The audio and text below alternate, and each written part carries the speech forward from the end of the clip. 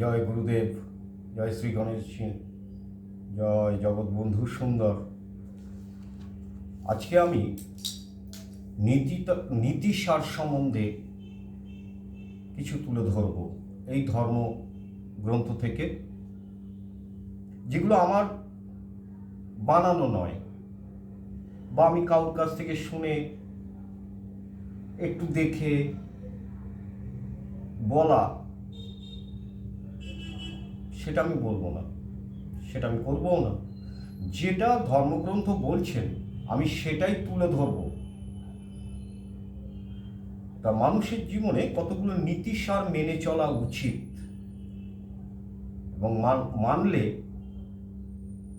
খুবই ভালো, তার জীবন হয় সুন্দর হয়ে ওঠে। কি বলছে? বলছে পবিত্র শাস্ত্র শ্রবণে পরম মঙ্গল লাভ হয়, ইহকালে আয়ু বৃদ্ধি। ইহকাল বলতে এই যে আমরা চলছি, এটা ইহকাল বলে, আয়ু বৃদ্ধি। আর পরকালে স্বর্গাদি লাভ, সাধু সঙ্গেই সর্বসিদ্ধি। অর্থাৎ পরলোক বলতে কি বোঝাচ্ছে? দেহান্তে, অর্থাৎ আমরা যখন এই দেহত্যাগ করে চলে যাব, আত্মার কখনো বিনাশ নেই, এটা সকলেই জানেন। দেহের নাশ হয় কিন্তু আত্মার কোনো বিনাশ হয় না। আত্মা না জলে ভেজে, না আগুনে পড়ে, না কোথাও আবদ্ধ থাকে, না শুষ্ক হয়ে যায়, না জলে ভিজে যায়, না জলে ডুবিয়ে রাখা যায়। আত্মা এমনই জিনিস। তা দেহত্যাগ করার পরে সেটাকে বলছে পরলোক। এটা ইহলোক, বেঁচে আছি দেহর মধ্যে দিয়ে, এবং দেহ ত্যাগ করার পরই হচ্ছে পরলোক, অর্থাৎ পরকালে স্বর্গলাভ হবে। আর এই সব হচ্ছে কিভাবে আপনি সর্বসিদ্ধি করবেন? সাধু সঙ্গে। এবার সাধু সব ভেষধারী সাধুও থাকে, বেছে নিতে হবে। অসাধু সহিত যেবা করে সহবাস, ইহলোক পরলোকে তার হয় সর্বনাশ। দুই লোকই সে সর্বনাশের পথে এগিয়ে চলে। বলছে দুষ্টের সঙ্গে কখনো আলাপ করবে না, তার দিকে তাকাবেও না। আলাপ করা তো দূরের কথা, তার দিকে তাকাবে না। দুষ্টুকে উপদেশ করলে পণ্ডিতেরও অধগমন হয়। দুষ্টু লোককে তুমি যদি ভালো উপদেশ দাও তাহলে তোমার অবস্থাও খারাপ হবে, একদম নিচের দিকে চলে যাবে। তাই দুষ্টুকে কখনো উপদেশ দিও না। শত্রু সনে সন্ধি আর মিত্রের সঙ্গে বিরোধ সময় বুঝে জ্ঞানীরাও করেন।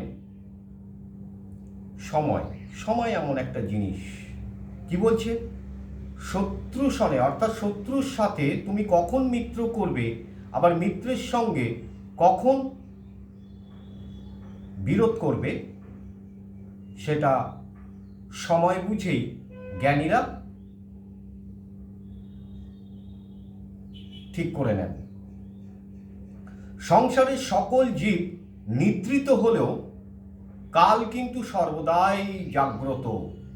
কাল মানে সময়। এই যে সময়, এই পৃথিবীতে যত জীবকুল আছে সবাই কিন্তু নিদ্রায় যায়। একমাত্র সময় আছে, সেই সময় কিন্তু কখনো ঘুমিয়ে পড়ে না, সে সদাই জাগ্রত। কালই সবার বলবীর্য বৃদ্ধি করে। এই সময়টাই বলবীর্য শক্তি সামর্থ্য করে তোলে। কালের গতি অতীব দুর্লভ। উত্তমের সঙ্গে বাস, পণ্ডিতের সঙ্গে বাক্যালাপ, অলোভীর সঙ্গে মিত্রভাবে কখনো অবসন্ন হয় না। দেখবেন আপনি যখন ভালো মানুষের সঙ্গে বাস করছেন বা পণ্ডিতের সঙ্গে কথাবার্তা বলছেন, যার লোভ নেই তার সঙ্গে মিত্রভাব করছেন, তাহলে দেখবেন কখনো আপনার মনে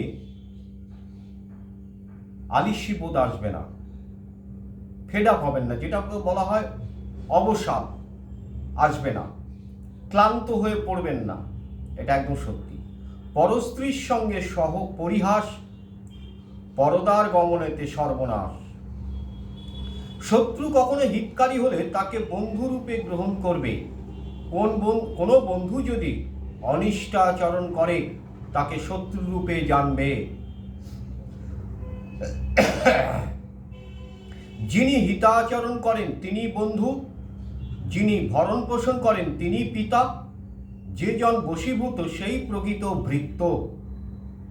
গুণবান ধার্মিক জনেরই সার্থক জীবন, গুণহীন অধার্মিকের নিষ্ফল জীবন। তার জীবনে কখনো সফলতা আসে না। মনে রাখবেন, যে আপনার সঙ্গে তর্ক বিতর্ক করছে, যে আপনাকে সম্মান করছে না, আপনাকে কোনো রকম গ্রাহ্য করছে না, সে আপনার সম্বন্ধে কোনো খোঁজ খবর নেয় না। আপনি কথা বললে তবে সে কথা বলে, তিনি হচ্ছেন স্বার্থপর। তার সঙ্গে দূরত্ব বজায় রাখুন, তাতেই আসবে সুন্দর জীবন। যেই নারী গৃহকর্মে দক্ষা, প্রিয়বাদিনী, নিত্য স্নাতা, মাঙ্গলিক কর্মে সদা নিযুক্তা, পতিগত প্রাণা, তিনিই প্রকৃত ভার্যা। গুণবান পতি অনুগামিনী, গুণবতী গুণবান পতি। অর্থাৎ তাহলে দেখা যাচ্ছে যে পতিকেও কিন্তু গুণবান হতে হবে। কি গুণবান? ওই একটুখানি খেয়ে এলো, এদিক সেদিক, আর কি বলবো, ওইটা গুণধর নয়।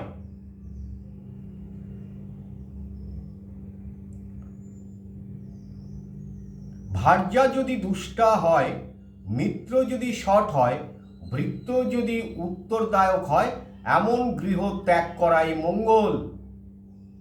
তাই কি বলছে মন দিয়ে শুনুন, ত্যাগ করে দেবে, ঝামেলা অশান্তির দরকার নেই। তাই বলছে ভার্যা যদি দুষ্টা হয়, মিত্র যদি সৎ হয়, আর ভৃত্য যদি উত্তরদায়ক হয়, এমন গৃহে না থাকাই ভালো। সর্পের সঙ্গে বাস করা তবু ভালো, কিন্তু দুর্জনের সঙ্গে অনুচিত। জগতের অনিত্যতা স্মরণ রেখে সর্বদাই সাধুসঙ্গ করবে, এটাই মঙ্গল হবে। আপদের জন্যই ধনের প্রয়োজন, কুল রক্ষার জন্য একজনকে ত্যাগ করবে, আবার গ্রাম রক্ষায় কুল ত্যাগ করবে। নরকেও বাস করবে, তথাপি কুগৃহে বাস করবে না। নরকে করিলে বাস হয় পাপক্ষয়, পরন্তু কুগৃহবাসে পাপেরও আশ্রয়। আজ এই পর্যন্ত থাক, আবার পরের দিন আলোচনা করব বাকি অংশটুকু। জয় গুরুদেব, জয় জগৎবন্ধু সুন্দর। হরি বল।